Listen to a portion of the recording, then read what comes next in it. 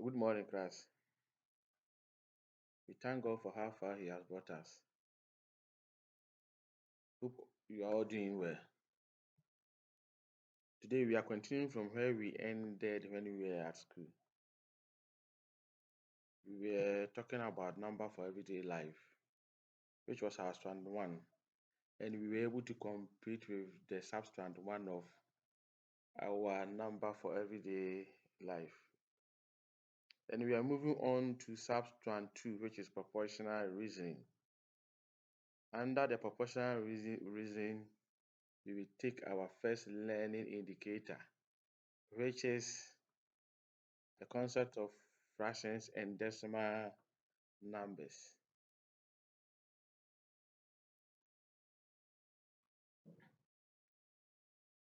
Now pause the video and take your instruments or materials which will help us do some practicals as we are moving on. You need something like the pencil, an eraser, a compass, and a rule which will help us through the lesson. Try to put something down as we are learning. Now let's continue. As I said, our first learning indicator is the concept of fractions and decimal fractions. So we start with the concept of fractions first. And I believe in our basic schools, we talk about fractions. And we all know what a fraction is or have an idea about what a fraction is. So before then, try to put something down of what a fraction is. So in simplest term, what is a fraction? Write something down before you come back to the video to compare with mine. Good. I believe you have something similar to mine or the same as mine. We know a fraction is a part of a whole, a group, or a ratio. Now take your pencil and your compass and draw a circle. Divide your circle into 4 equal parts. Make sure you have divided them equally. Now shade one of the parts you have divided. So we take one part of the parts you have divided. So you see that one of the 4 parts shaded and the 3 is one shade.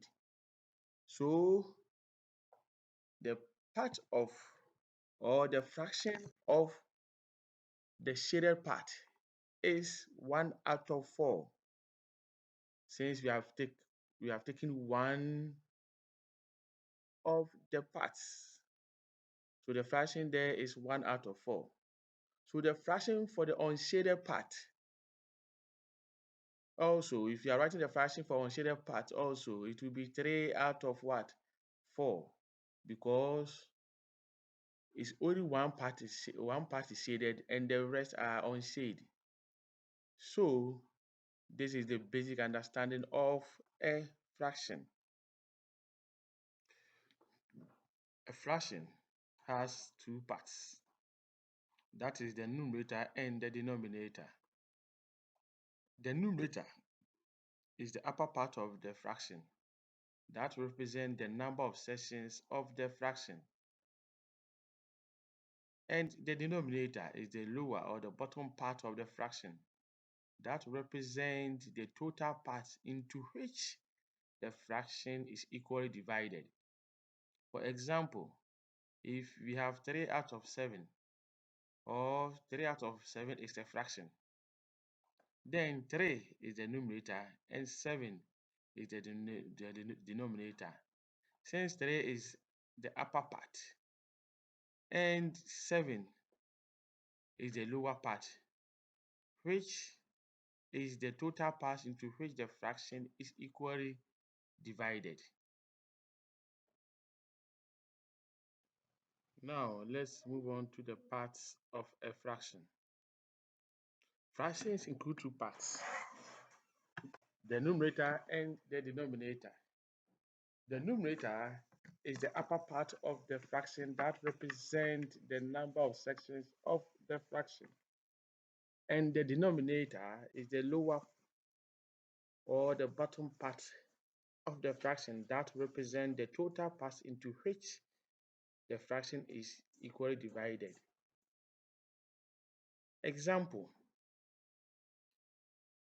if 3 on 7 is a fraction, then 3 is the numerator and 7 is the denominator, because 3 is the upper part of the fraction and 7 is the lower or the bottom part of the fraction, which represents the denominator.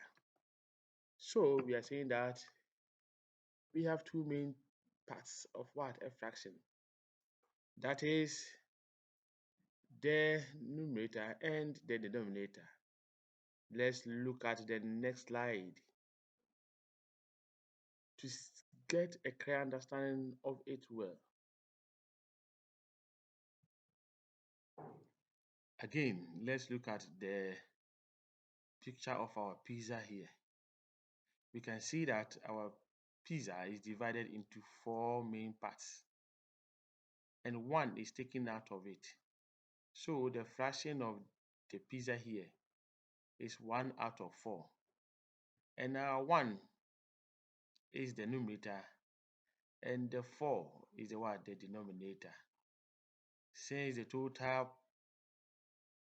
parts of which our pizza is divided into. So if we see a fraction, we must know that the top one is known as the numerator and the down one is also known as the denominator. And we have our fraction bar 2 also there. So this will guide you to understand the parts of a fraction well.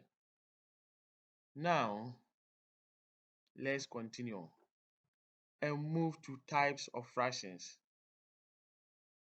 Types of fraction. You can put the heading down. Pause the video again and try to list some of the parts of the fraction. And try your best to give a basic definitions for each of the parts, the types of fractions you have written down. Pause the video and try to do that. Give yourself about 5 minutes and try to recall the types of fractions that we have and their basic definitions.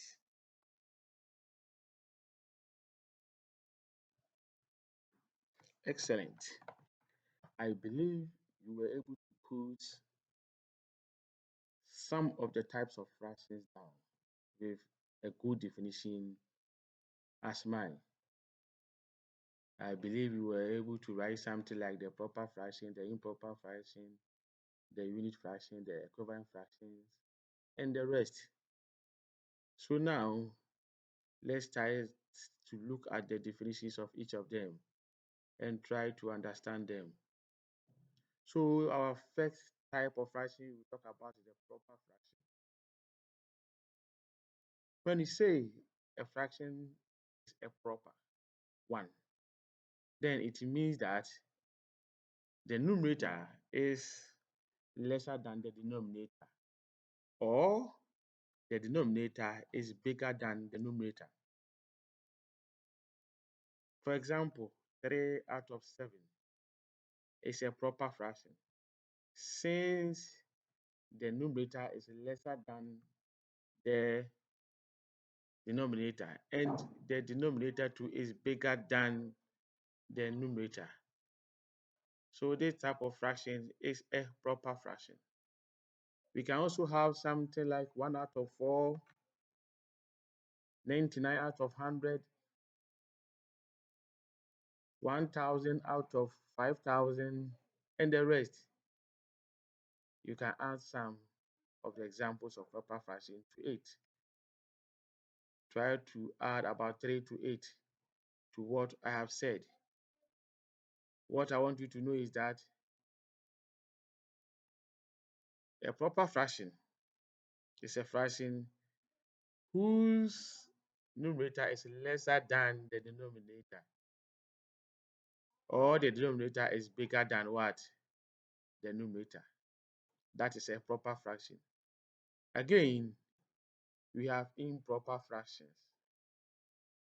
When we say a fraction is an improper one, then it means that the numerator is greater than the denominator, or the denominator is lesser than the numerator. If we get something like that, such a fraction is an improper fraction. So for example, 7 out of 5, 50 out of 2, 70 out of 3, 2 out of 1. If we get such fractions, all these fractions are improper fractions. Since the numerator is greater than the denominator and the denominator is lesser than the numerator. So as usual, try to add about 4 more examples of improper fraction to the definition of an improper fraction. Our next type of fractions we will talk about is the mixed fractions. Mixed fractions are a combination of the integer part and a proper fraction. When you have an integer and a proper fraction combined together, then you get a mixed fraction. For example, 5 whole number, 3 out of 7. 5 is an integer, or is the integer part, and 3 on 7 is the proper fraction part. So when you combine these two together, we get a mixed fraction.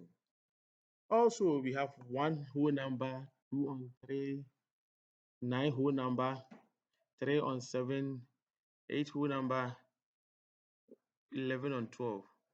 All these are examples of mixed fraction.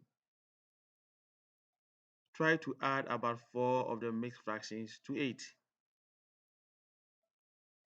Now, let's continue to our fourth type of fractions. And our fourth type of fraction is the mixed, the like fractions. When we say 2 or more fractions are alike, then they must have the same denominator. If 2 or more fractions have the same denominator, then it means that they are like fractions. So we are saying that like fractions are fractions that are alike or the same. And they are alike since they have what? The same denominator. Example, 1 out of 3 and 2 out of 3. The two fractions have the same denominator, which is 3. So they are like fractions. Although their numerators differs. That is 1 out of 3, the numerator is 1, and 2 out of 3, the numerator is also 2. But that is not what we are comparing to make them like fractions. We are comparing the denominator. So since they are the same, which is 3, It makes these fractions like fractions. So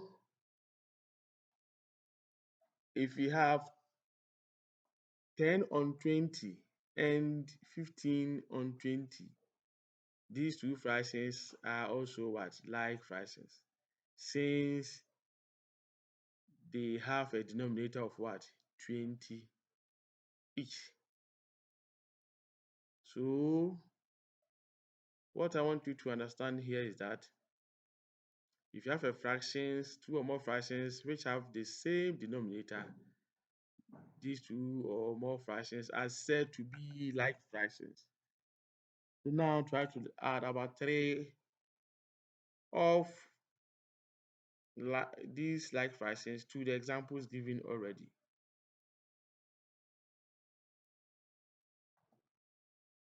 Since we have like fractions,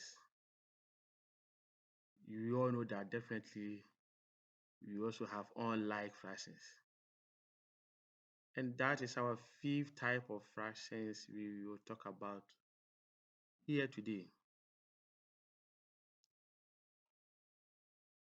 Unlike fractions are two or more fractions which have different denominators.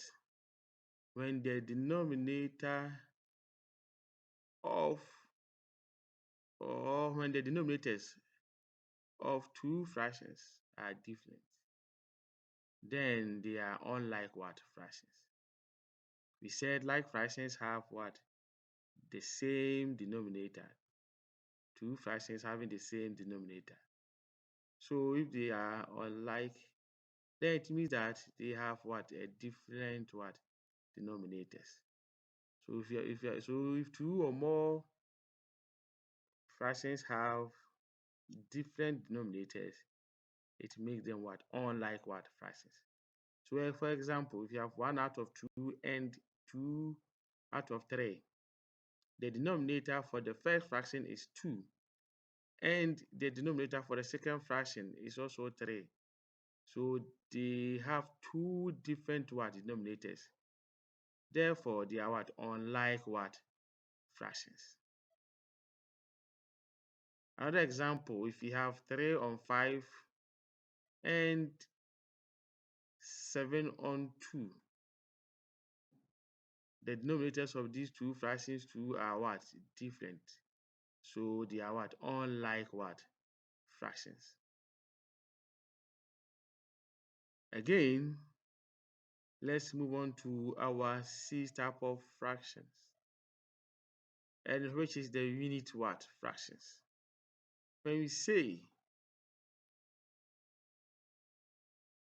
or a fraction is said to be a unit fraction when the numerator is equal to 1.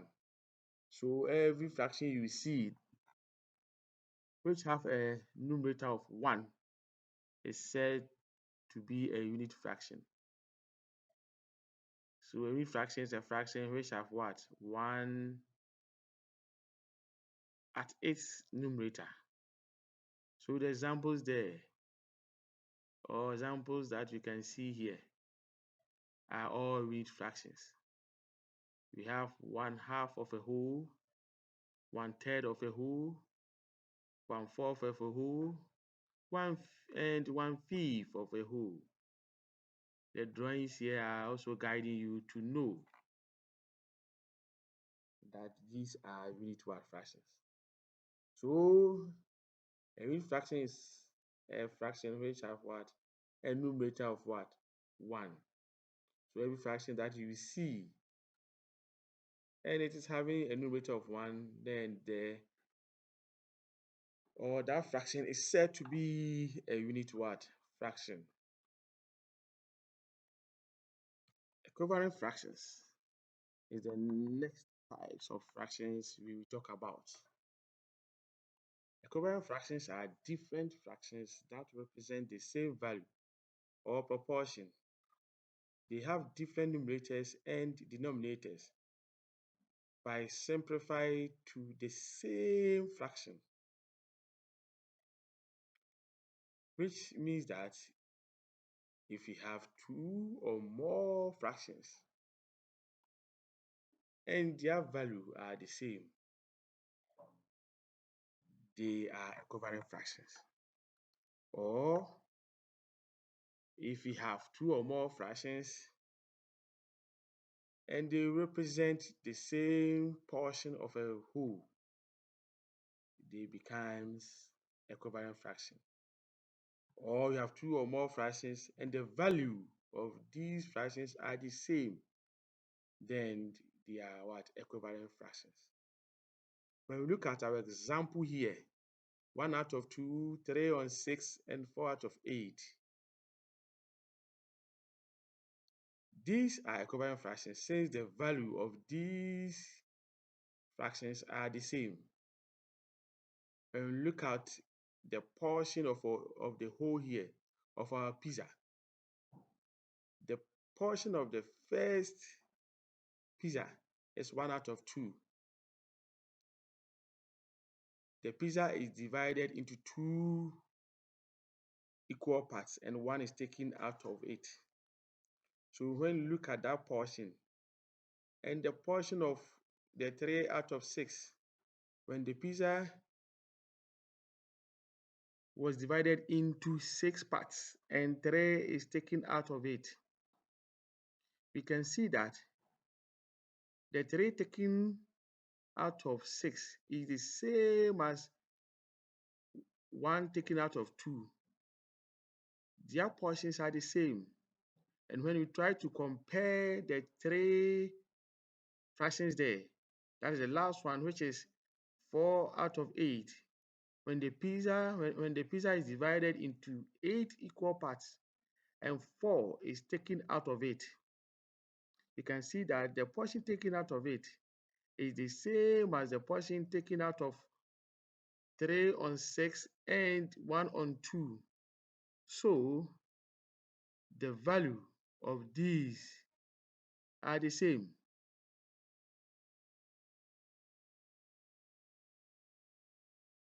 So we can say this is an equivalent fraction since the value of these fractions are the same.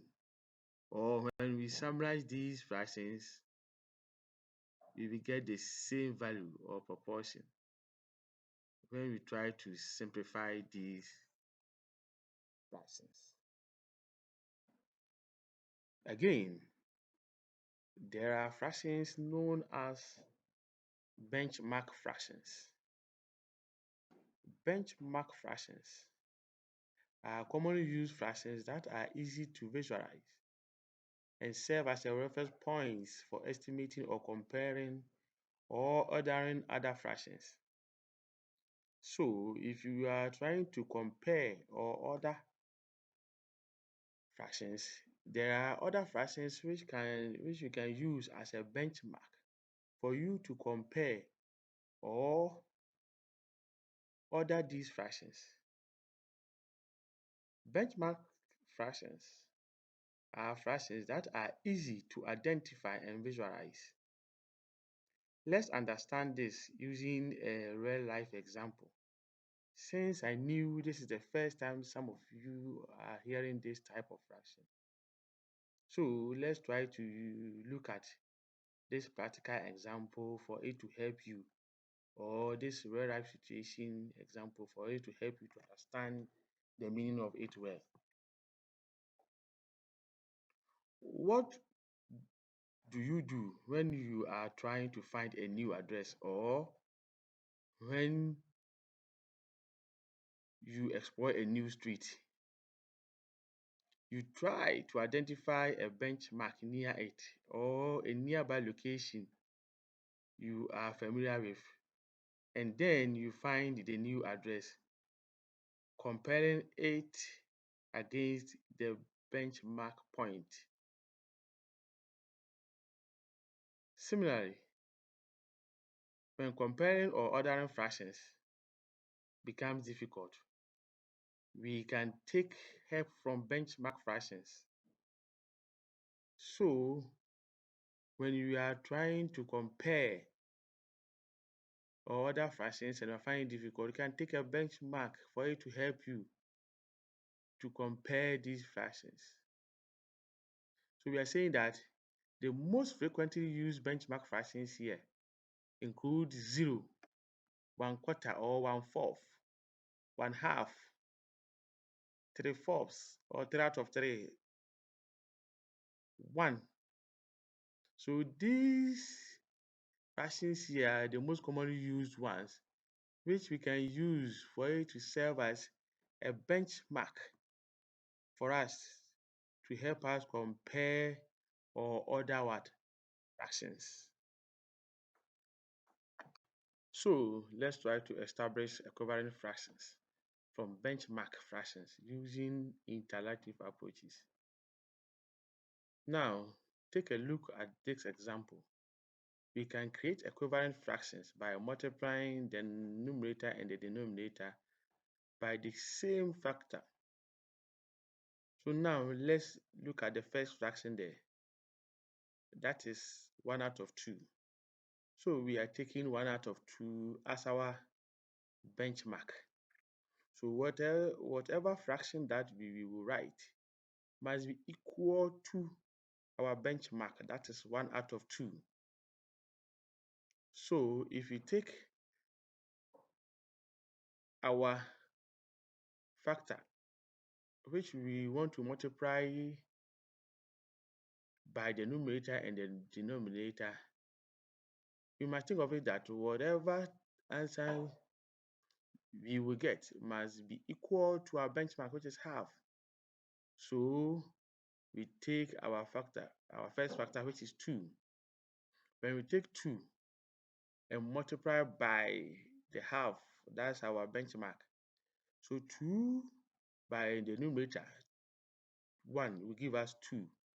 Then by the denominator, 2 will give us 4. So the next equivalent fraction for this from our benchmark is 2 on 4. When we look at the portion of them taken from it, you see that the portion of the two fractions are the same. That is 1 out of 2 and 2 of 4. They are the same, and so it makes them what? Equivalent. The same thing, if you take a common factor, which is 3, and multiply it by our benchmark, which is 1 out of 2. So we multiply the 3 by the numerator and the denominator. So when you multiply 3 by 1, that denominator get 3. Multiply 3 by 2, you get 6. So that gives us what? 3 out of 6. And that's another equivalent fraction for our benchmark there. Also, when we take a common factor like 4 out of 4, that's 1. Then we multiply by the benchmark, that's 1 out of 2.